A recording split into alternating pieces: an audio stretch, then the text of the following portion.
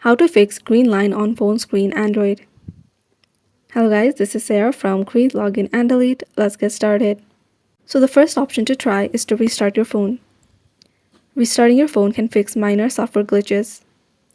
You can restart your phone by pressing down on the power button and then clicking on Reboot. If this doesn't fix it, go ahead and update your phone if there is any available updates. To see if you have any available updates, click on Settings and then click on About Phone. So you'll see the option of Update if there is any update available. Go ahead and click on that. If updating your phone also doesn't solve it, you have to factory reset your phone. You can do that by scrolling down and clicking on Factory Reset. Now, factory resetting your phone will erase your accounts, your contacts, your photos and videos, your apps, your backups, your emulated SD card data, and other items on this device. All the items listed above will be erased permanently. So make sure you have everything that you need backed up. Once you have your information backed up, click on Erase All Data at the bottom. So this is how to fix green line on phone screen Android.